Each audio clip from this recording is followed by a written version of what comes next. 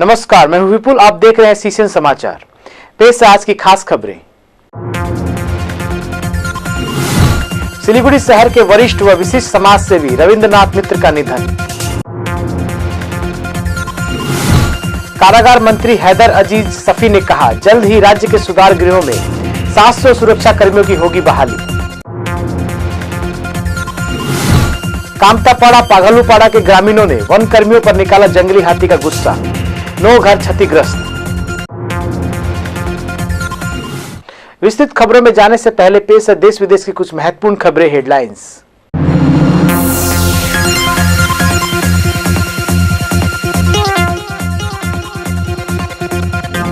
बांग्लादेश के राष्ट्रपति ने मुख्यमंत्री ममता बनर्जी को बांग्लादेश आने का न्योता दिया। यादवपुर विश्वविद्यालय में सभा के दौरान राज्यपाल ने अपने भाषण में सुर नरम किए। जम्मू कश्मीर में आज 5वें व 6वें चरण का चुनाव संपन्न। शारदा कांड आरोपी मातंग सिंह को कोलकाता आकर देनी होगी हाजिरी, जांचकर्ता दिल्ली नहीं जाएंगे। विश्व हिंदू परिषद के स्वर्ण जयंती के उपलक्ष्य में कोलकाता में मोहन भागवत, कोलकाता में जुलूस। तालिबान ई तहरीक का नया फरमान, अब अगला निशाना पाकिस्तान के राजनीतिक परिवार। दक्षिण दिनाजपुर के हरिरामपुर कॉलेज में 2 छात्र गुटों में संघर्ष, कई घायल। एडिलेड के बाद अब ब्रिस्बेन, दूसरे टेस्ट में ऑस्ट्रेलिया से भारत हारा।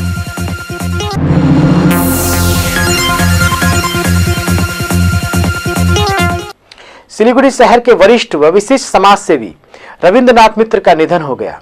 वे 99 वर्ष के थे।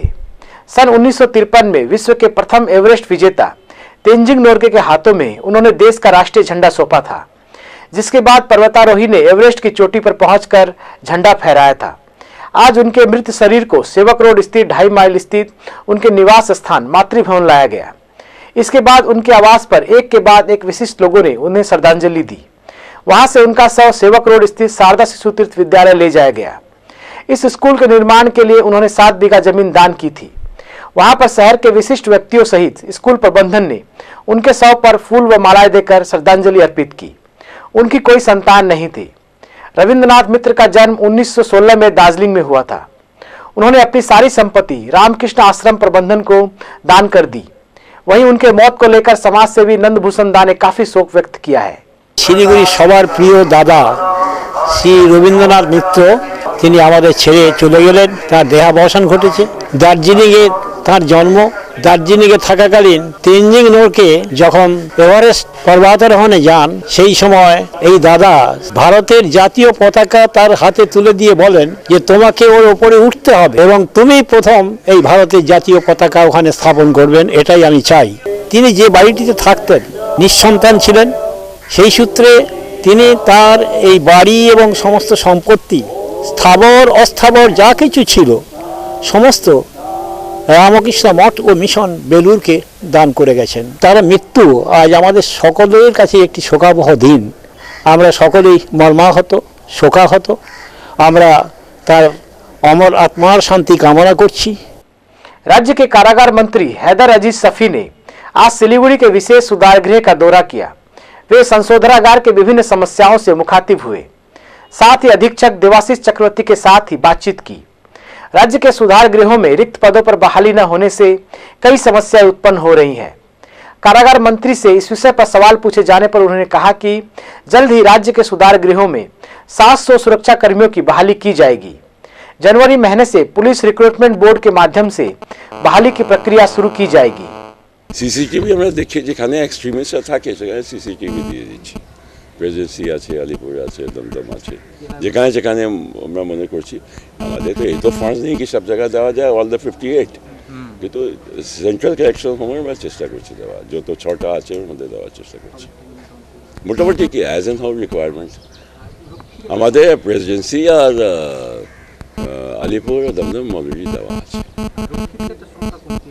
हाँ, सवाल 32% वैकेंसी আছে যে আমরা এমার্জেন্সি বেসিসে ফিল আপ করতে যাচ্ছি। আমার মতে জানুয়ারি মাস থেকে প্রসেস আরম্ভ হয়ে যাবে। 700 पे लोग নেওয়া হবে। কত? মোর দেন 700 নেওয়া হবে। আমরা ওটা তাড়াতাড়ি করার চেষ্টা করছি, আমাদের পুলিশ রিক্রুটমেন্ট বোর্ডকে দিয়ে দিচ্ছি ফার্স্ট ফেজ এটা। তাড়াতাড়ি। बागडोगरा चाय बागान को लॉकआउट हुए 8 दिन हो गए, लेकिन अभी तक बागान खोलने को लेकर कहीं से कोई पहल नजर नहीं आ रही है, जिसे लेकर बागान में अस्थायी व अस्थायी कुल मिलाकर 700 चाय श्रमिकों का भविष्य अंधकार में है। प्राप्त खबरों के अनुसार श्रमिकों के ठेके के काम के विवाद को लेकर गत 13 दिसंबर को बागान प्रबंधन ने सस्पेंशन ऑफ वर्क्स का नोटिस लगाकर बागान छोड़कर चले गए थे। वर्तमान में बागान में बहुत से ऐसे परिवार हैं जिनके घर का चूल्हा नहीं जला है। बच्चों के टिफिन बॉक्स भी पिछले कई दिनों से बंद है। कल त्रिपक्षीय बैठक होने के बावजूद समस्या का समाधान नहीं निकला। आगामी 30 दिसंबर को संयुक्त श्रम विभाग की ओर से बैठक होनी है। अब श्रमिकों की नजर उस बैठक की ओर है। वही सामने क्रिसमस का त्योहार आने वाला है, जिसे ये श्रमिक मनाते हैं, लेकिन उस दिन श्रमिकों के आवास पर सुनसान नजारा देखा जाएगा। इस बारे में चाय श्रमिक कृष्ण सिंह ने कहा कि वर्तमान में उन्हें सरकारी सहायता की जरूरत है। कम से कम राशन की व्यवस्था होने से भी कुछ हद तक उन लोगों को राहत मिलेगी। সরকার থেকে এখন পর্যন্ত আমরা কোনো ধরনের কোনো সাহায্য পাইনি। যে সরকারকে আমি চাচ্ছি, আমরা বাগডোগরা চা মজদুর যারা আমরা আছি, আমরা সরকারের কাছে এটা আবেদন আছে যে আমাদের রেশন পানিটা যেন একটু দিয়ে দেব, যেন বাচ্চা কাচ্চার কষ্ট না হোক, বাচ্চা কাচ্চার স্কুলের জন্য কষ্ট না হোক। খাওয়া খেলেই তো স্কুলে যাবে, খাওয়া না খেলে পরে তো কেউ স্কুলে যাবে না বাচ্চা কাচ্চারা। भारतीय जनता पार्टी को विश्व में एक नंबर राजनीतिक दल के रूप में चिन्हित करने के लिए पार्टी की ओर से सदस्य संग्रह अभियान शुरू किया गया है। पूरे देश में सदस्य संग्रह अभियान की प्रक्रिया शुरू हो गई है। युवा मोर्चा को 10 लाख का लक्ष्य दिया गया है। आज भारतीय जनता पार्टी युवा मोर्चा सिलीगुड़ी जिला कमेटी की ओर से एक पथ सभा का आयोजन किया गया। इस अवसर पर राज्य के उपाध्यक्ष राजू बनर्जी उपस्थित थे। सभा के अंत में पत्रकारों को संबोधित करते हुए उन्होंने कहा कि पूरे राज्य में सत्ताधारी पार्टी का अत्याचार अपनी पराकाष्ठा पर है, जिसके फलस्वरूप युवा भ्रमित हो रहे हैं। इसलिए युवाओं को दल में शामिल करने के लिए यह अभियान शुरू किया गया है। यह अभियान अगले साल 4 फरवरी तक चलेगा। उन्होंने आगे कहा कि युवाओं को प्रोत्साहित करने के लिए इन दिनों विभिन्न जिलों में दलीय सभा का आयोजन किया जा रहा है।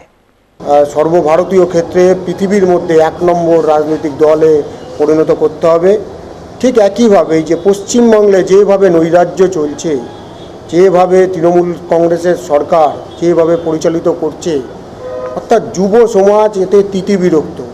আর যুব সমাজ ভারতীয় জনতা পার্টিতে সদস্য পদ গ্রহণ করার জন্য অধীর আগ্রহে অপেক্ষা করছে। एक जंगली हाथी के आतंक से कामतापाड़ा पागलूपाड़ा के कई सौ परिवारों को आतंक के बीच रात गुजारनी पड़ी। शाम होते ही जंगली हाथी भोजन की तलाश में ग्रामीण इलाकों में चले आते हैं, जिससे ग्रामीण इलाकों में रहने वाले लोगों का जीना मुहाल हो जाता है। जंगली हाथी ग्रामीण इलाकों में घुसकर किसानों की फसल व उनके घरों को भी नष्ट कर देते हैं।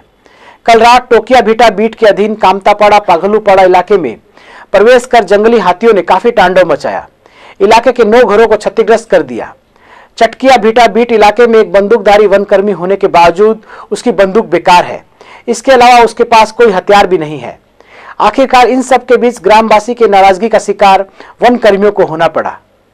धूपगुड़ी व टाकियामाड़ी के बाद आलू खेती में जलपाईगुड़ी सदर ब्लॉक के राहुत बगान इलाके के किसानों को काफी नुकसान का सामना करना पड़ रहा है। हिमघर से निकाले गए बीज रोपण के बाद अब खेत में आलू के बीज सड़ रहे हैं। बीज से आलू के पौधे नहीं निकल रहे हैं, कहीं कहीं तो पेड़ एकदम नष्ट हो रहे हैं। इसे लेकर आर्थिक रूप से किसानों की चिंता बढ़ गई है। इस परेशानी से कैसे निपटेंगे, यह देखकर उन्हें कुछ भी समझ नहीं आ रहा है। राहुत बगान इलाके में हर साल काफी मात्रा में आलू की खेती होती है, लेकिन इस बार शुरू से आलू में सड़न देखकर आलू उत्पादन करने वाले किसान चिंता में पड़ गए हैं। इसके लिए उन्हें सरकारी सहायता मिलेगी या नहीं, इसे लेकर भी संशय बना हुआ है। वहीं जलपाईगुड़ी कृषि विभाग के सहायकों ने इस किसानों की समस्याओं को मान लिया है। कुछ खबरें एक नजर में।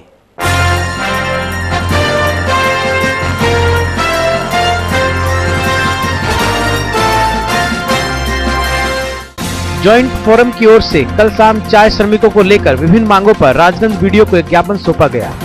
राजगंज ब्लॉक के विभिन्न चाय बागानों श्रमिकों ने फाटापुर से रैली निकालकर वीडियो ऑफिस पहुंचे। उनके साथ जलपाईगुड़ी जिले के पूर्व एमपी महेंद्र कुमार राय व सीपीआईएम के अन्य नेता भी थे।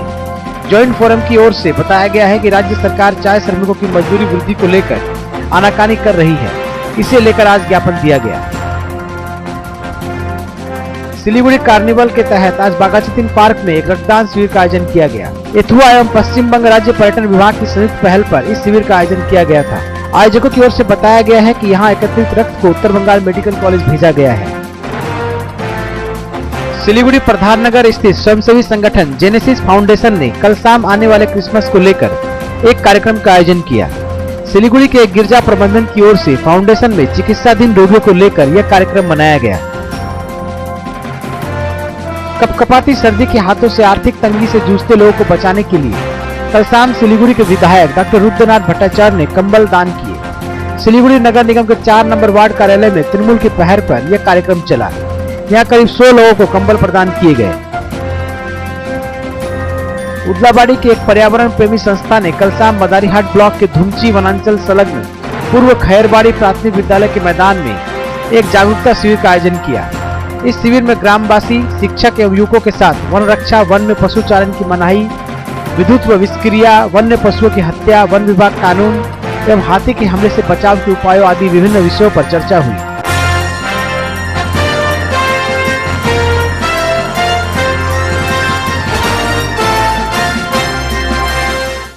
साउथ कॉलोनी बाजार में एक बड़ी चोरी की घटना होते होते बच गई। कल रात जब चोरों का एक दल दुकान के शटर को तोड़कर चोरी करने का प्रयास कर रहा था, तभी बाजार के एक व्यक्ति ने एक चोर को धर दबोचा, जिसे देखकर बाकी चोर फरार हो गए। इससे पहले साउथ कॉलोनी इलाके में चोरी की कई घटनाएं घट चुकी हैं। कल रात स्थानीय मोबाइल व्यवसायी ललन दत्त शर्मा की दुकान काटकर चोर चोरी करने का प्रयास कर रहे थे। इस घटना को लेकर व्यवसायियों ने पुलिस की सुरक्षा बढ़ाने की मांग की है। রাত্রেবেলা আমাদের দোকানে চুরি করতে আসে। আমাদের পাশের যে বাড়ি, উনি ডিউটি করে আসলো, আসার পরে দেখে এরকম ব্যাপার, তো উনি বাইরে হয়ে দেখে কি তালা শাটার কাটিয়ে দিছে। কাটার পরে তো উনি রড ফড নিয়ে বাইরে হয়েছে, তো একজনকে ধরতে পারছে। উনি পুলিশের টহল দেওয়া দরকার আছে, না হলে তো মাঝে মাঝে চুরি। এই মাসের মধ্যে 2বার চুরি হলো, একবার 3টা দোকানে চুরি হলো, একবার 2টা দোকানে চুরি হলো। হ্যাঁ, এই বাজারে সোনার দোকান, মোবাইলের দোকান, পান দোকান, ছোট ছোট গুমটি দোকানে চুরি হয়েছে। একজন চা দোকান महिला চা দোকানে ব্যবসা করে, ওনার গ্যাস পর্যন্ত চুরি করে নিয়ে গেছে, सिलेंडर। उत्तर बंगाल में चाय बागान श्रमिकों के जीवनयापन एवं उनके इतिहास से अवगत होने के लिए आज फ्रांस के general confederation of labour trade union के 3 प्रतिनिधि सिलीगुड़ी के पत्रकारों से मिले। प्रतिनिधि दल ने कल दार्जिलिंग में चाय बागान श्रमिकों से बातचीत की। उन्होंने श्रमिकों की आर्थिक व सामाजिक स्थिति को देखा। सिलीगुड़ी के जर्नलिस्ट क्लब में पश्चिम बंगाल चाय बागान श्रमिक कर्मचारी यूनियन की ओर से आयोजित बैठक में वे उपस्थित थे। प्रतिनिधि दल की ओर से बताया गया है कि दार्जिलिंग के बाद अब वे तराई इलाकों का दौरा करना चाहते हैं। चाय बागान श्रमिकों की आजीविका की दयनीय स्थिति को देखकर वे काफी हताश हैं। अब खेल समाचार।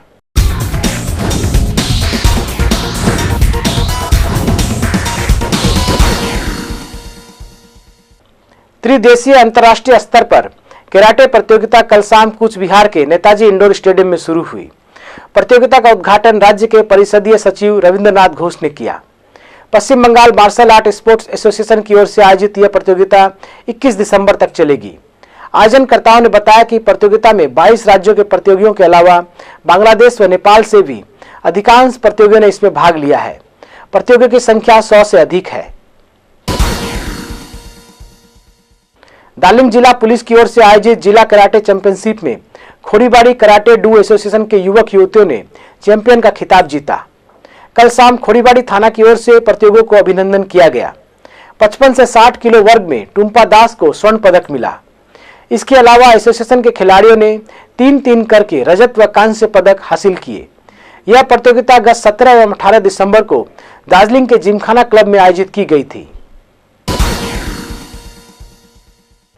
मालबाजार महकमा उदलाबाड़ी डॉन बॉस्को स्कूल का वार्षिक खेल प्रतियोगिता आज स्कूल मैदान में आयोजित किया गया। खेल के 4थे वर्ष की आयोजित खेल प्रतियोगिता का उद्घाटन ब्रिगेडियर अजय सूद ने किया। 100-200 metre long jump, high jump, potato race सहित अन्य खेल आयोजित हुए।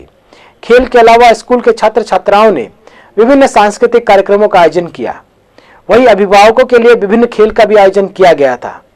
आयोजित कार्यक्रम के बीच सेना के विभिन्न सेना अधिकारी, चाय बागान प्रबंधक सहित स्कूल के छात्र छात्राएं उपस्थित थे।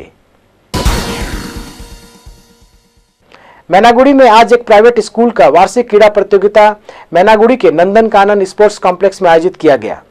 आज सुबह इस प्रतियोगिता का शुभारंभ हुआ जो शाम तक चला। आयोजित खेल प्रतियोगिता में स्कूल के विद्यार्थी उपस्थित थे।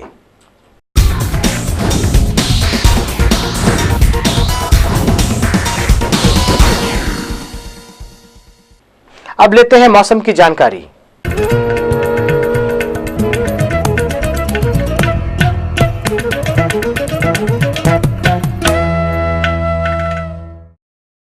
मालदा में आज का अधिकतम तापमान 22 डिग्री सेल्सियस, न्यूनतम तापमान 13 डिग्री सेल्सियस।